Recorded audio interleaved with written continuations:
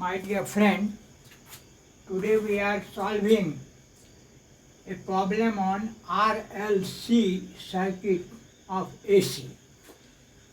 In the given problem, there is a resistance of 10 ohm, inductive reactance 31.4 ohm and capacitive reactance 125 ohm, all connected in series, and the supply voltage is 230 volt and 50 hertz. In this given circuit, we have to find the value of L, inductance L, and value of capacitance C, impedance Z, and power factor and power.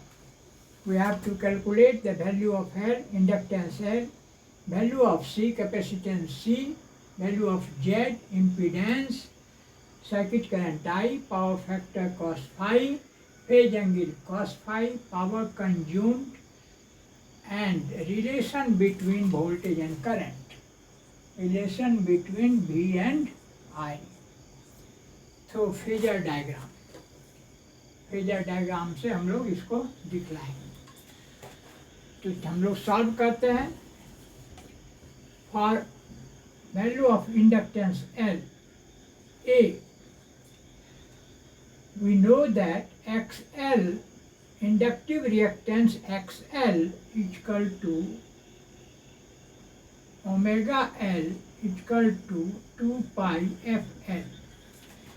Now we have to calculate L, inductance L. Therefore, L बराबर XL divided by 2 pi into F. Now XL is given 31.4. 2 into pi का value 3.14 into 50. F frequency is 50. So it is 31.4 divided by 340. It is equal to 0.1 Henry. The inductance L came to 0.1 Henry. Now second B, capacitive reactance given 125. We have to calculate the value of C, capacitance C. So we know that capacitive reactance XC is equal to 1 by omega C is equal to 1 by 2 pi FC. Now we have to calculate C. Therefore we will write C is equal to, C will come here and XC will come here. यहाँ C को ले आएंगे, XC को यहाँ ले आएंगे. तो 1 by 2 pi F XC. Now हम लोग वैल्यू पुट करेंगे. 1 by 2 into 3.14 into 50. XC is given 125. So it is coming 1 by 314 into 125. This will be 0.000025477 farad. When multiplied by 10 to the power 6, 0.000025477 into 10 to the power 6, it will be microfarad equal to 25.5 microfarad. This is the answer, 25.5 microfarad. Now C. C में क्या है? Value of Z, impedance. Impedance Z is equal to, we know that R square plus XL minus XC का whole square. तो यहाँ हम लोग R का मान 10 रखेंगे, XL का मान 31.4 रखेंगे, XC का मान 125 रखेंगे और इसको अब आगे सॉल्व करेंगे. ये हो जाएगा कितना? 10 स्क्वायर प्लस इसको माइनस करेंगे तो माइनस 93.6 का होल स्क्वायर.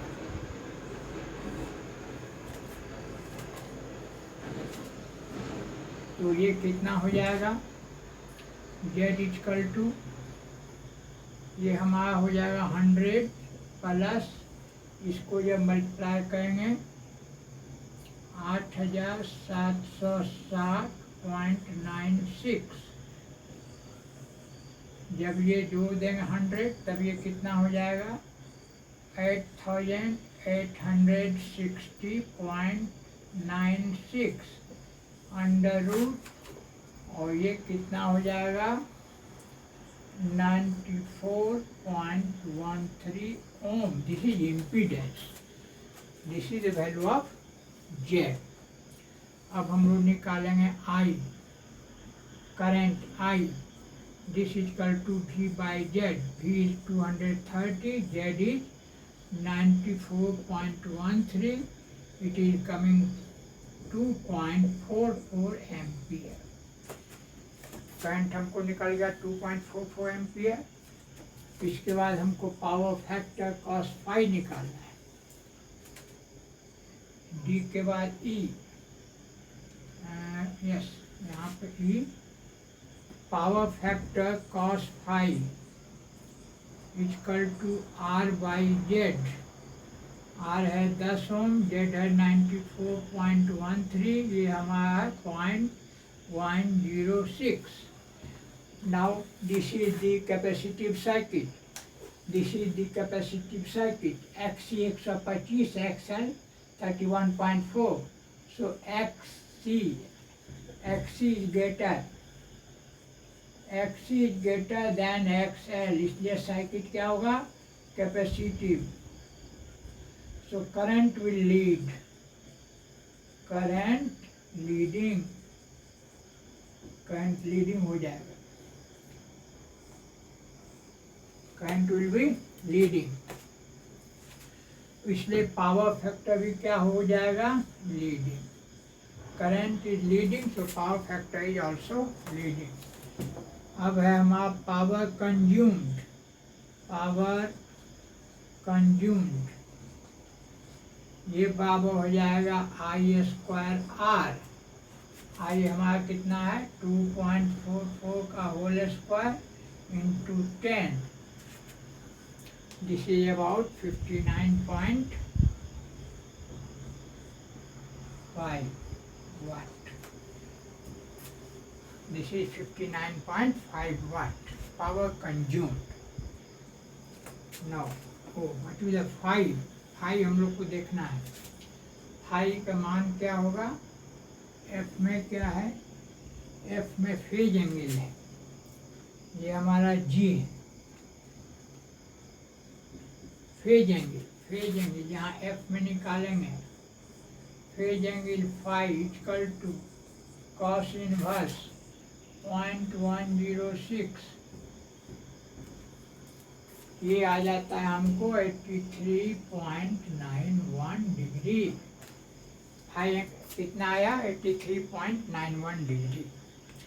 तो ये हमारा सारा चीज निकल गया, एक्सल निकल गया 0.1 हेनरी, एक्सी कितना निकला 25.5 माइक्रोफैराड, उसके बाद इम्पीडेंस कितना निकला 94.13, करंट कितना निकला 2.44 एम्पियर, कॉस फाई कितना निकला 0.106 leading, phase angle F phi कितना निकला 83.91 degree, power consumed I square R 2.44 whole square to 10 59.5 watt. सारा चीज निकल गया। इस सब आंसर को हम लोग एक जगह लिखें, ज़्यादा अच्छा रहेगा। अब एक चीज बच गया, relation between voltage and current. दोनों के बीच जो रिलेशन है हम लोग फेजर डायग्राम से दिखलाएंगे। What is the relation between voltage and current. इसको हम लोग थोड़ा सा यहाँ मिटाएंगे, यहीं पर देख लेते हैं, यहीं पर देख लेते हैं। ये हो गया X Y, this is voltage भी, दिस इज करंट हम लोग यहाँ दिखा देंगे, करंट आई, और फेज एंगल कितना निकला है 83.9 83.91 डिग्री। वोल्टेज हो गया, करंट हो गया, this is Y, Y dash X dash X. ये हो गया relation between voltage and current. This is the capacitive cycle. Since capacitive reactance is greater than inductive reactance, so total net circuit is capacitive. When the circuit is capacitive, the current will lead. So leading current is here, leading current 83.91 degree, current value is 2.44, and voltage is supply voltage.